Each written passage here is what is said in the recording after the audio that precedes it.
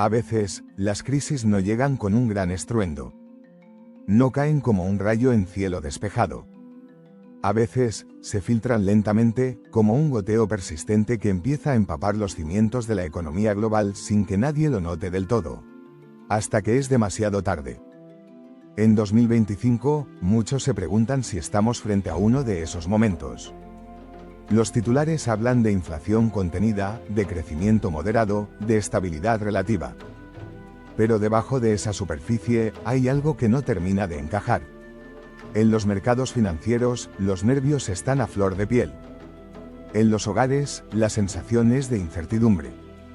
En los bancos centrales, la duda se ha instalado. ¿Hemos perdido el control? Las tasas de interés se mantienen altas desde hace más de 2 años.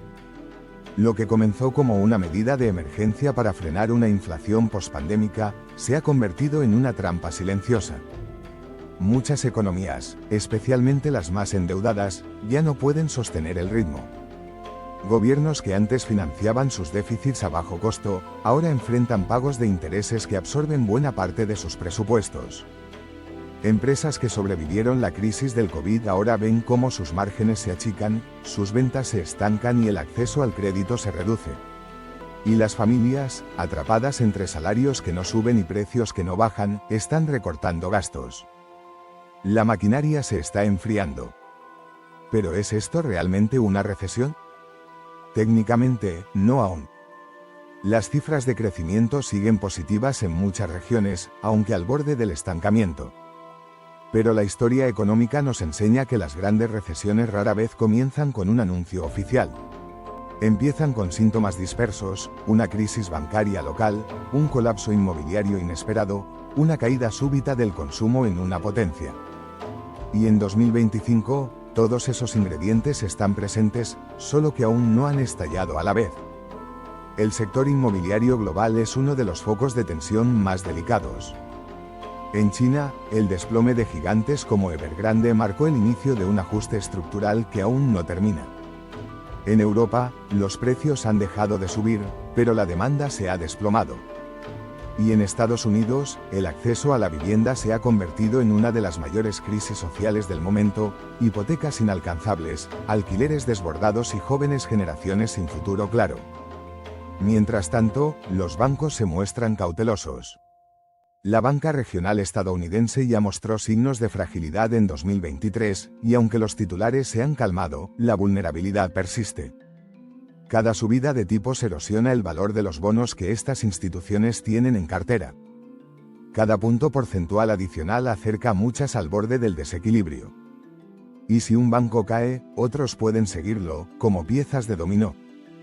Por otro lado, la deuda global ha alcanzado cifras que desafían toda lógica histórica. Más de 300 billones de dólares entre gobiernos, empresas y hogares. Nunca el mundo había estado tan endeudado. Y con tipos de interés altos, el costo de mantener esa deuda se ha disparado. Esto no solo afecta la capacidad de inversión y consumo, también pone en riesgo la estabilidad misma de los sistemas fiscales. En este panorama, los bancos centrales están atrapados. Si bajan las tasas, la inflación podría reactivarse. Si las mantienen altas, el crecimiento se desploma. Si suben más, podrían desencadenar un colapso crediticio. Ya no hay una salida fácil. Solo decisiones con costos inevitables. La famosa aterrizaje suave, que muchos prometieron a finales de 2023, parece cada vez más un sueño ingenuo. Y entonces surge la pregunta, ¿qué está sosteniendo todo esto aún? ¿Por qué no ha estallado la recesión de forma oficial? Tal vez, porque los consumidores, impulsados por ahorros acumulados y programas de estímulo anteriores, aún mantienen cierto nivel de gasto. Tal vez, porque el desempleo sigue contenido en muchos países. O tal vez, simplemente, porque estamos en el tramo final antes del giro definitivo. Pero como en toda crisis latente, los pequeños temblores anticipan al gran terremoto. Uno de esos temblores viene del comercio internacional. El flujo global de bienes se ha desacelerado. Las cadenas de suministro, que apenas estaban recomponiéndose tras la pandemia, hoy vuelven a mostrar signos de fatiga. Las tensiones geopolíticas han agravado el problema. Los bloqueos en el Mar Rojo, las disputas entre potencias, las sanciones cruzadas, todo eso ha hecho que el mundo vuelva a pensar en términos de bloques, de proteccionismo, de autosuficiencia. Y en ese reordenamiento, las reglas del juego cambian para todos. América Latina enfrenta su propia fragilidad. La dependencia de materias primas, la inflación estructural, el bajo crecimiento, todo se conjuga con una desconfianza política cada vez más marcada. Europa, por su parte, se enfrenta a una encrucijada energética sin resolver, mientras lidia con una ola migratoria que pone a prueba sus instituciones. Y en Asia, el crecimiento de China ya no deslumbra como antes, el modelo se agota, la población envejece, y el consumo interno no logra reemplazar la pérdida de impulso exportador. Estados Unidos, que durante décadas fue el centro de gravedad económica global, ya no puede garantizar la estabilidad como antes. Su deuda nacional roza niveles históricamente insostenibles, la polarización política frena reformas estructurales, y la Reserva Federal está más vigilada que nunca, atrapada entre la necesidad de sostener la economía y la presión de no repetir los errores del pasado. Y aún así, hay quienes dicen que no hay por qué alarmarse. Que los ciclos económicos tienen altibajos, que lo que estamos viendo es solo un enfriamiento natural tras un periodo de sobrecalentamiento postpandémico. Que las recesiones son parte del juego y que después vendrá la recuperación. Pero esa lectura, aunque técnicamente correcta, ignora algo esencial. El mundo de 2025 no es el mismo que el de décadas anteriores. Hoy, la economía está íntimamente ligada a variables nuevas y altamente inestables: el cambio climático, la inteligencia artificial, la transición energética, las burbujas digitales. Cada uno de estos elementos puede disparar o frenar dinámicas económicas enteras, sin previo aviso. No es solo una cuestión de inflación y PIB, es una transformación de fondo. Un ejemplo: la revolución de la IA, que prometía productividad y progreso, también ha traído automatización acelerada, despidos silenciosos y una nueva concentración del poder económico en pocas manos. Muchas empresas están apostando a reducir sus plantillas mientras escalan en tecnología.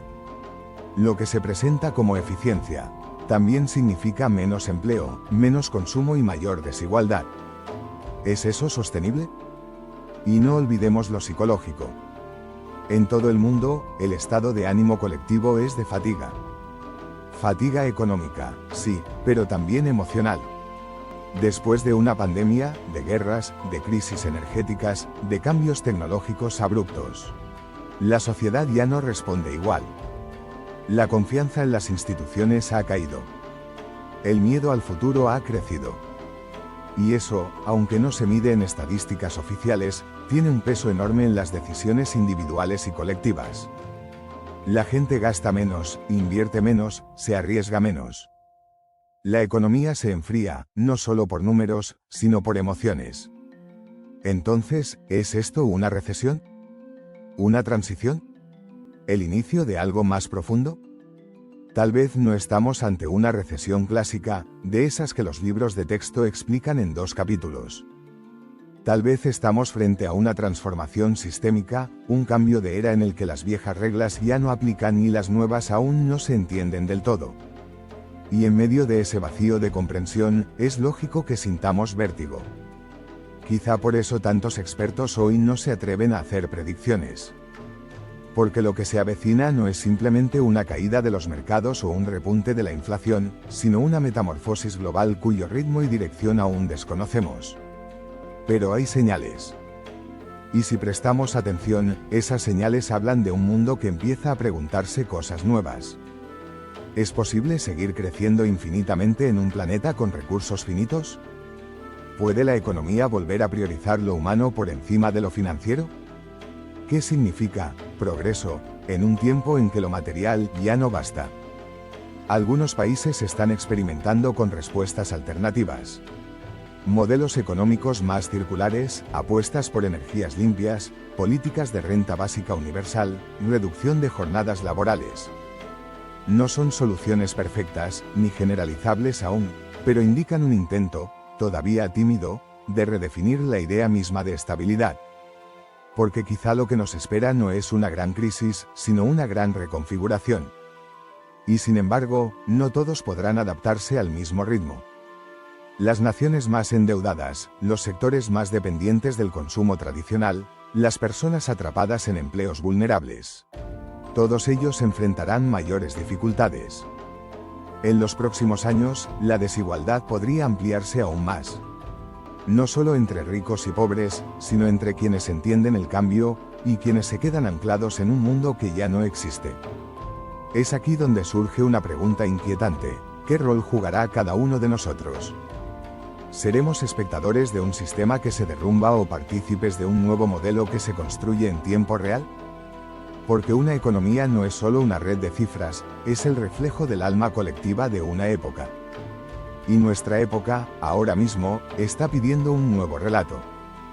Quizá lo más importante no sea anticipar si habrá una recesión, sino prepararnos para un tiempo en que las crisis sean constantes, pero también las oportunidades.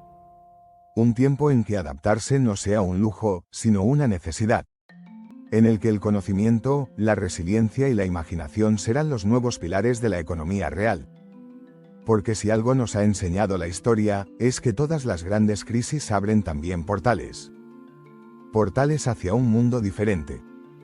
Más frágil, sí. Pero también más consciente. Así que, ¿estamos entrando en una nueva recesión? Tal vez. Pero también podríamos estar entrando en una nueva conciencia económica. Una que aún no tiene forma definida, pero que ya se siente bajo la superficie.